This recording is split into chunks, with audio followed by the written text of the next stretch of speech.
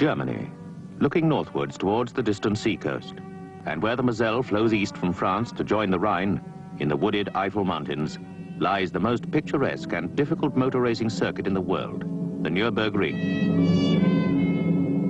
This is the traditional setting for the German Grand Prix, and here, at the scene of its pre-war triumphs, is one of the great racing cars of the past, the 1937 W125 Mercedes, with its 8-cylinder, 645-horsepower engine. Powerful, too, is the famous Mercedes team manager, Alfred Neubauer, who has with him the European champion of 1939, Hermann. They have come to the ring specially for our cameras to record. It's 25 years since this Mercedes raced here, and Grand Prix cars of today are limited to barely a quarter of the capacity, producing only a fraction of the horsepower of this, the most powerful Grand Prix racing car ever built.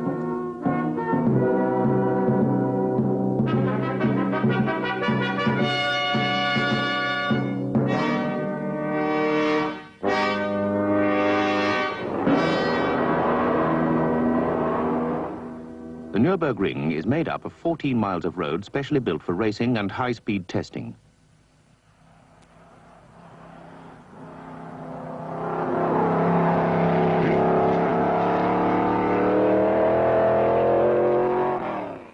For much of the first 5 miles, the road descends in a series of fast curves.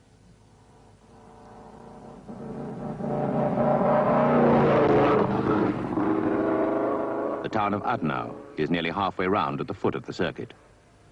The road now climbs towards one of the trickiest corners of all, the Carousel.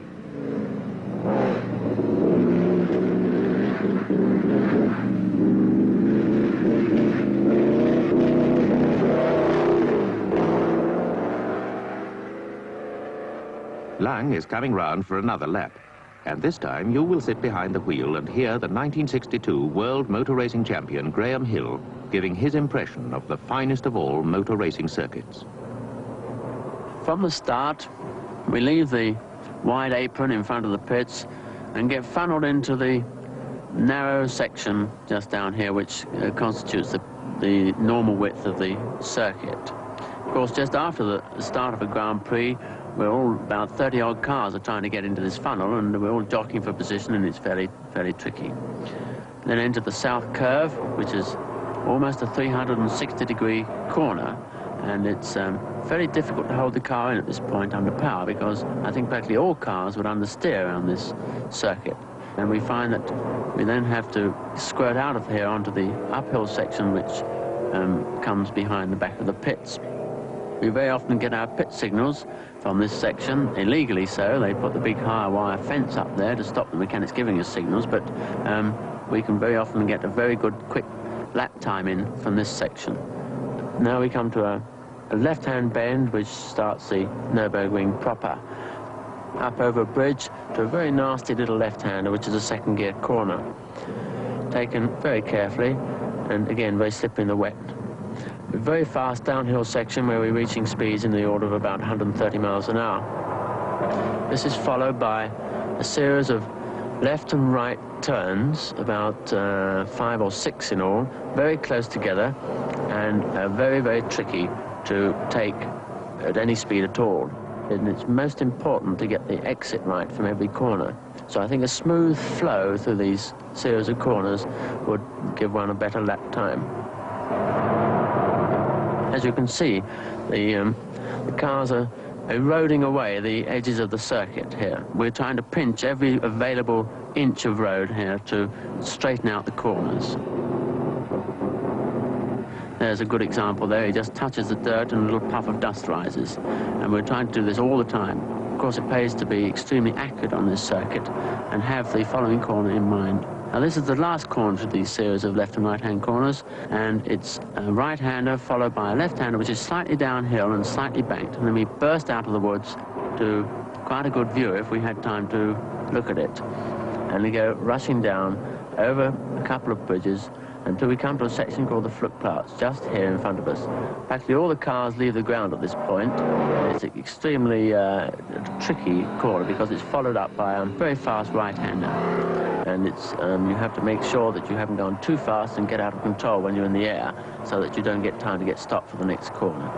We're now entering a very fast downhill section. This point here is about the fastest path on the circuit. It's downhill, and we get up to about 150 miles an hour. It's even quicker than down the straight. And it gets very tricky stopping because we have to brake on a rather fast left-hand corner. The surface here is very bad, as you can see from the camera shake. This is the Foxrue, fast downhill section, left and right-hand corners, all concealed from view.